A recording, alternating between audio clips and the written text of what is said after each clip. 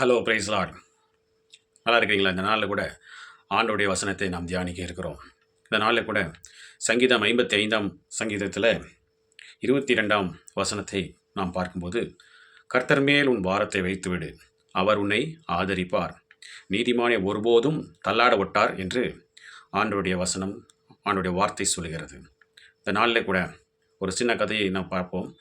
ஒரு முதியவர், வயதானவர் அந்த காலத்தில் தன்னுடைய தலையின் மேலே ஒரு பெரிய பாரமான சுமையை தூக்கி கொண்டு வழியிலே நடந்து கொண்டு போயிட்டு இருந்தார்.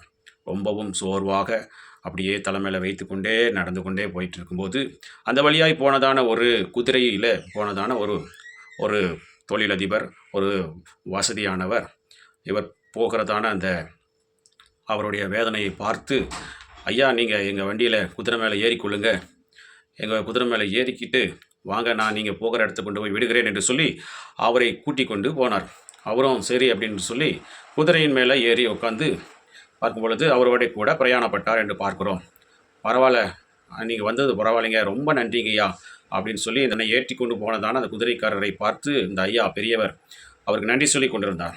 சரி அப்படின்னு கொஞ்சம் நேரம் பார்க்கும்போது அவர் திரும்பி பார்த்தார். அந்த குதிரை வண்டிக்காரர் திரும்பி பார்க்கும்போது அவர் மேலே ஏறிக்கொண்டிருந்த அந்த முதியவர் மறுபடியும் என்ன செய்திருந்தார்னா, தலை மேலே தன்னுடைய அந்த பாரத்தை வைத்து கொண்டே குதிரையில் உட்காந்து பிரயாணம் பண்ணி கொண்டிருந்தார்.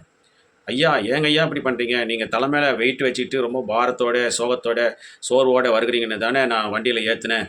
நீங்கள் ஏன் இப்படி மறுபடியும் வண்டி மேலே ஏறியுமே அந்த பாரத்தை கீழே வைக்காமல் மேலேயே வச்சுட்டு இருக்கிறீங்க அப்படின்னு கேட்கும்போது அந்த முதியவர் சொன்னாராம், ஐயா நீங்கள் எனக்கு தானே குதிரையில் இடம் கொடுத்தீங்க, என்னுடைய மூட்டைக்குமா இடம் கொடுத்தீங்க, அதனால தான் என்னோடய மூட்டையை இந்த தலை மேலே தூக்கி வச்சுருக்கிறேன் அப்படின்னு சொன்னாராம்.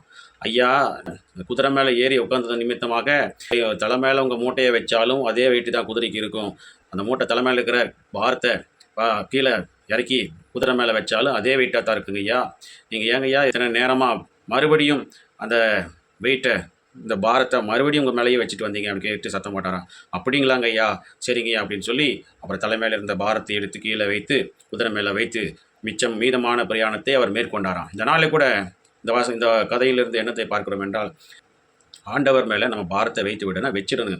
மறுபடியும் ஆண்டவரத்திலேயே ஜெபம் பண்ணிவிட்டு மறுபடியும் நம்முடைய பாரத்தை தலை மேலேயே வச்சுட்டு கொண்டிருப்பீங்கன்னா உங்களை ஆதரிக்க முடியாது. ஆண்டவரத்திலேருந்து ஒரு ஆசீர்வாதத்தை உங்களால் பெற்றுக்கொள்ளவே முடியாது. ஒரு டைம் சொல்லிட்டீங்கன்னா அதை விட்டு விடுங்க, ஆண்டவர் பார்த்துக்கொள்வார். அல்லேலூயா. ஆகவே ஆண்டவர் உங்களை தள்ளாட விட்டார். அவர் கேட்காத கடவுள் அல்ல. அவருக்கு செவி நல்லா கேட்கும். உங்களுடைய செவியை படைத்தவர் அவர் கேட்காமல் இருப்பாரோ உங்களுடைய பார்க்கும் பொழுது? ஆகவே இந்த நாளில் கூட ஆண்டவர் மனிதனை படைத்தவர், மனிதனுக்கு தேவையான எல்லா காரியங்களையும் படைத்தவர், உங்களுடைய தேவைகளை அறிந்தவராக இருக்கிறார். ஆகவே உங்களுடைய பாரத்தை அவர் மேலே வைத்து விடுங்கள்.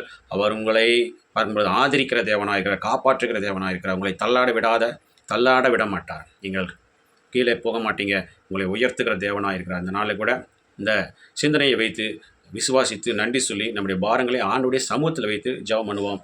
கர்த்தர் உங்களை ஆதரிப்பார், கர்த்தர் உங்களை தள்ளாட விட மாட்டார். பிரார்த்தனை செய்வோமா? ஸ்தோத்திரம் ஆண்டவரே, ஸ்தோத்திரம் ஆண்டவரே, ஸ்தோத்திரம். எங்களை அருமையான பரலோகத்தின் தந்தையே, ஆசீர்வதிக்கப்பட்டதான இந்த நாளிலே கூட நீர் கொடுத்த உங்களுடைய வார்த்தைக்காக நன்றி செலுத்துகிறோம். கர்த்தர் மேல் உன் பாரத்தை வைத்துவிடு, அவர் உன்னை ஆதரிப்பார், நீதிமானை ஒருபோதும் தள்ளாட விட்டார் என்ற வார்த்தையின்படி ஆண்டவரே, எங்களுடைய பாரங்களை, எங்களுடைய கஷ்டங்களை, எங்களுடைய துக்கங்களை நாங்களே சுமந்து கொண்டு போக எங்களால் முடியாதப்பா.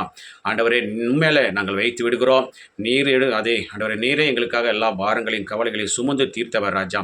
நீர் உயரத்தில் சொல்லப்படி அவர் தாமே நம்முடைய பாடுகளை ஏற்றுக்கொண்டு நம்முடைய துக்கங்களை சுமந்தார் என்ற வார்த்தையின்படி நீர் எங்கள் துக்கங்களை எல்லாம் சுமந்து கொள்ளுங்க, எங்களுடைய பாரங்களை எல்லாம் மாற்றுங்க ராஜா. நீர் எடுத்துக்கொள்ளுங்க, எங்களுக்கு சமாதானத்தை கொடுங்க, சந்தோஷத்தை கொடுங்க, ஆசீர்வாதத்தை கொடுங்க.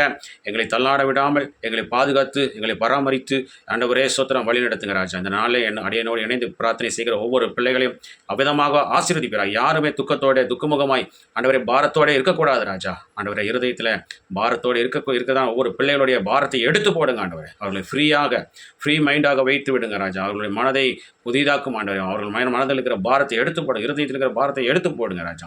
இந்த நாளில் நாங்கள் செய்கிற வேலைகள், தொழில்கள், படிப்புகள், ஊழியங்கள், போக்குவரத்து எல்லாவற்றிலும் உடைய கரம் கூட இருந்து பெரிய அதிசயத்தை நாமத்தை மேம்படுத்த வேண்டும். எங்களுக்கு காப்பாற்ற இயேசு கிறிஸ்துவின் நாமத்து மூலமாக கேட்டுக்கொள்கிறோம் எங்கள் ஜீவனுள்ள நல்ல பிதாவே.